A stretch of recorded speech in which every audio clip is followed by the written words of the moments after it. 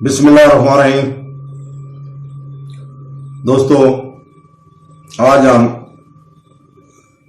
تفسیر اور فضائل بیان کر رہے ہیں سورہ زلزلہ کے۔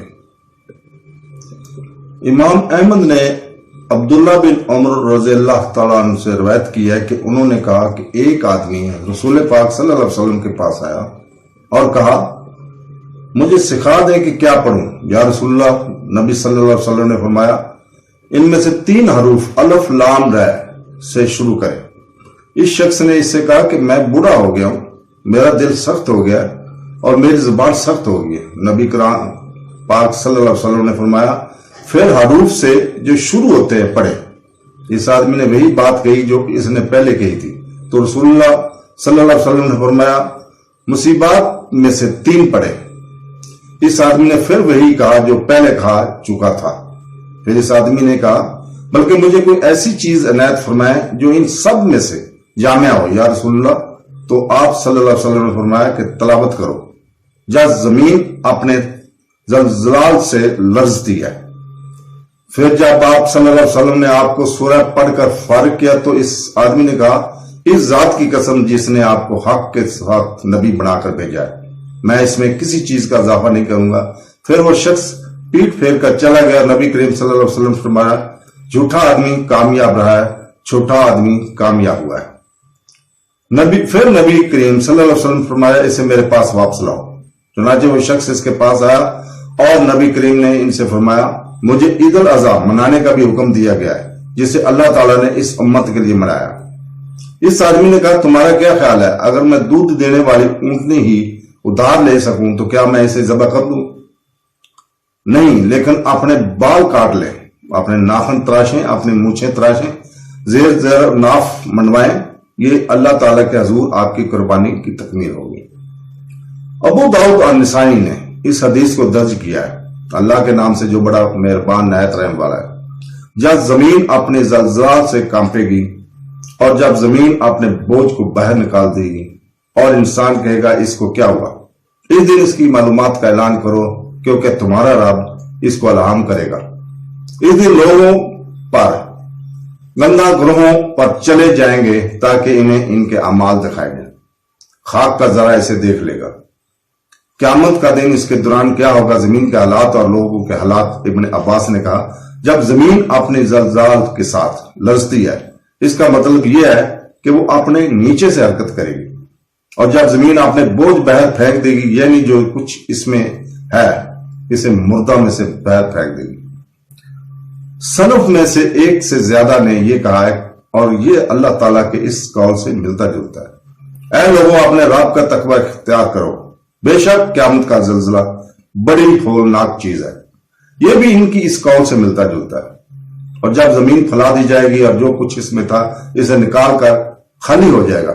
مسلم نے اپنی صحیح میں ابو ہریرہ رضی اللہ تعالیٰ سے روایت کیا ہے کہ رسول اللہ صلی اللہ علیہ وسلم نے فرمایا زمین اپنے جگر کے ٹکڑوں کو باہر پھینک دے گی، سونا چاندی کالموں کی طرح نکلیں گے۔ ایک قاتل آئے گا اور کہے گا میں نے اس کے لیے قتل کیا، رشتہ داری توڑنے والا کہے گا اس کے لیے میں نے رشتہ داریاں توڑ دی ہیں، چور کہے گا اس کے لیے میں نے اپنے ہاتھ کاٹے ہیں۔ پھر وہ اسی وہیں چھوڑ دیں گے اور کوئی اس میں سے کچھ نہیں لے گا۔ پھر اللہ فرماتا ہے اور انسان کہے گا اس میں کیا بات ہے، یعنی وہ اس کی حالت دیکھ کر حیران ہو جائے گا جبکہ وہ مستحکم اور مستحکم ہوتا تھا اور وہ اس کی سطح پر آباد ہوتا تھا۔ اس سے مراد چیزیں کی حالت اور زمین کی حالت اور ہلنے والی تبدیلی ہے۔ اس پر ایسی لرزش آئیں گی جو اللہ نے اس کے لیے تیار کر رکھی۔ پھر وہ اپنے مردہ لوگوں کو نکال دے گا، پہلی سے آخری نسلوں تک۔ اس وقت لوگ ان واقعات سے حیران ہوں گے اور زمین کے علاوہ زمین اور آسمان بھی پھر وہ اللہ کے سامنے پیش کیے جائیں جو یکتا ہے، ناقابل شکست ہے۔ اللہ کے اس فرمان کے بارے میں اس دن وہ اپنی معلومات کا اعلان کرے گا۔ اس کا مطلب یہ ہے کہ اس کی سطح پر لوگوں نے کیا تھا۔ امام احمد، ترمذی اور ابو عبد الرحمن نسائی سب نے ابو ہریرہ سے ایک حدیث نقل کیا اور نسائی کی روایت میں ہے کہ یہ اس نے کہا اللہ کے رسول اس آیت کی تلاوت کی اس دن وہ اپنی خبریں بیان کرے گا۔ پھر فرمایا کیا آپ جانتے ہیں کہ اس کی معلومات کیا ہے؟ انہوں نے کہا اللہ اور اس کا رسول بہتر جانتے ہیں۔ اس نے کہا دراصل اس کی اطلاع یہ ہے کہ وہ ہر ایک مرد اور عورت کے خلاف گواہی دے گا۔ اس نے اپنے اوپر کیا کیا کیا تھا، یہ کہے گا کہ اس نے فلاں فلاں دن فلاں فلاں کام کیا، بس یہ اس کا اطلاع ہے۔ پھر ترمذی نے کہا کہ یہ حدیث صحیح غریب ہے اللہ کے اس فرمان کے بارے میں، کیونکہ آپ کا رب اسے انعام کرے گا۔ ظاہر ہے کہ یہاں مضمر یعنی یہ ہے کہ وہ اس زمین کی اجازت دے گا۔ شبیب بن بشر نے اکرمہ سے روایت کی ہے کہ ابن عباس نے کہا اس دن وہ اپنی خبریں بیان کرے گا اور اس کا رب اس سے کہے گا کہ بولو تو یہ بولے گا۔ مجاہد نے اس کی ترغیب دینے پر تبصرہ کیا، وہ اسے حکم دیتا ہے یعنی بات کرنے کا، پھر اللہ فرماتا ہے اس دن بڑی نوع انسان پر گندہ ہو کر چلے گے، یعنی وہ حشر کے مقام سے الگ الگ گروہوں میں واپس آئیں گے۔ اس کا مطلب یہ کہ وہ اقسام اور زمروں میں تقسیم ہوں گے، اور لوگ دیکھیے اور خوش ہیں، اور جن کو جنت میں جانے کا حکم دیا جائے گا وہ جن کو جہنم میں جانے کا حکم دیا گیا ہے۔ السدی نے کہا اشتقات سے مراد فرقے ہیں۔ اللہ تعالیٰ نے فرمایا تاکہ انہیں ان کے اعمال دکھائے جائیں، اس کا مطلب ہے تاکہ وہ عمل کریں اس نیکی اور بدی کی زندگی میں جو کچھ انہوں نے کیا اس کا بدلہ ملے۔ اس لیے ہر منٹ کے عمل کا بدلہ اللہ آگے فرماتے ہیں، پس جو کوئی ذرا بھر نیکی کرے گا وہ اسے دیکھ لے گا، اور جس نے ذرا بھر برائی کی وہ اسے دیکھ لے گا۔ بخاری نے ابو ہریرہ رضی اللہ تعالیٰ عنہ سے روایت کیا کہ رسول پاک صلی اللہ علیہ وسلم نے فرمایا گھوڑے تین کے لیے ہیں، ایک آدمی کے لیے وہ انعام ہے، دوسرے کے لیے وہ ڈھال ہے، اور دوسرے آدمی کے لیے وہ بوجھ ہے۔ اس آدمی کے حوالے سے جس کے لیے یہ انعام ہے وہی آدمی ہے جو اس کی حفاظت کرتا ہے، ان کو اللہ کی راہ میں استعمال کیا جائے۔ اس طرح وہ اپنی ساری زندگی چراگاہوں باغوں میں چرنے میں گزار دیتے ہیں، جہاد کی تیاری کے انتظار میں۔ چنانچہ اس طویل مدت میں ان کو جو چیز چراگاہ باغ میں پہنچتی ہے اسے شمار کیا جائے گا، اس کے لیے نیک اعمال۔ پھر اگر ان کی طویل مدت ختم ہو جائے گی اور وہ ایک یا دو عظیم جنگ کے لیے استعمال کیے جائیں تو ان کے گھروں کے نشانات، کھروں کے نشانات اور ان کا گوڑ اس کے لیے نیکیاں شمار ہوں گی۔ جب وہ کسی نہر سے گزرے جس سے وہ پیتے تھے، اگرچہ وہ ان کا مالک ان کے پیاس بجھانے کا ارادہ نہیں رکھتا ہے، پھر بھی یہ نیک اعمال میں شمار ہوں گے۔ اس لیے وہ اس آدمی کے لیے اجر ہے، وہ شخص جو انہیں اپنے آپ کو برقرار رکھنے اور دوسروں سے بے نیاز رکھنے کے لیے رکھتا ہے، بھیک مانگنا وغیرہ، اور وہ ان کی گردنوں اور ان کی پیٹھ پر اللہ کا حق نہیں بولتا، یعنی ان کی زکات تو وہ اس کے لیے جہنم سے ڈال ہے۔ وہ شخص جو ان کو فخر، شیخی اور دکھاوے کے لیے رکھتا ہے تو یہ اس کے لیے قیامت کے دن بوجھ ہے۔ تو رسول پاک صلی اللہ علیہ وسلم نے سے گروہ کے بارے میں پوچھا گیا تو آپ نے فرمایا اللہ تعالیٰ نے کے بارے میں سوائے اس واحد جامع آیت کے اور کوئی چیز نازل نہیں فرمائی، بس جس نے ذرا بھر نیکی کی وہ اسے دیکھ لے گا، اور جس نے ذرا بھر برائی کی وہ اسے دیکھ لے گا۔ مسلم نے بھی اس حدیث کو درج کیا ہے۔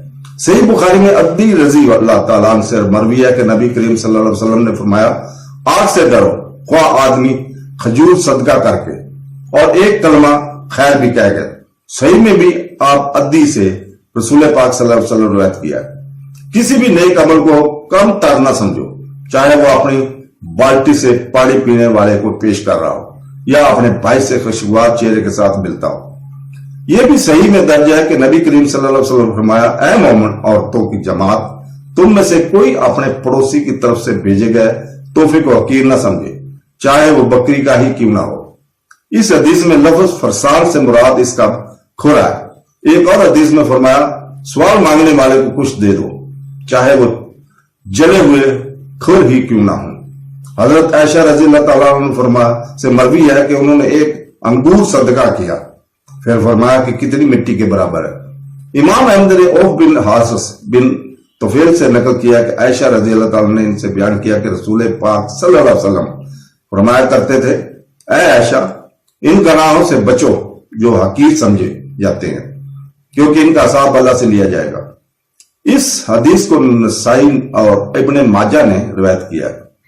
امام احمد نے عبداللہ بن مسعود رضی اللہ تعالیٰ عنہ سے روایت کیا کہ رسول پاک صلی اللہ علیہ وسلم فرمایا ان گناہوں سے بچو جو حقیر سمجھے جاتے ہیں، کیونکہ وہ انسان میں جمع ہوتے ہیں، یہاں تک کہ اسے بلاک کر دیتے ہیں اور یقیناً رسول اللہ صلی اللہ علیہ وسلم نے ان گناہوں کو ہلکے سے لیا جاتا ہے کہ مثال یہ کہہ کر دی کہ وہ ایسے لوگ ہیں جو بنجر زمین پر آباد ہیں، پھر ان کا لیڈر آتا ہے اور آدمی کو حکم دیتا ہے کہ وہ ایک ایک کر کے بیٹھ جائے اور ہر ایک لاٹھی واپس لے آئے جب تک کوئی بڑی تعداد میں لاٹھی جمع نہ کر لیں۔ پھر انہوں نے آگ بھڑکائی اور جو کچھ اس میں پھینکا اسے جلا دیا۔ یہ سورہ اعزاز زلزلات کی تفسیر کا اختتام ہے اور تمام تعریفیں اور شکر اللہ کے لیے۔ اللہ تعالیٰ ہمیں قرآن، حدیث اور تفسیر پڑھنے اور سمجھنے کی توفیق عطا فرمائے۔ آمین ثم آمین۔ اللہ حافظ۔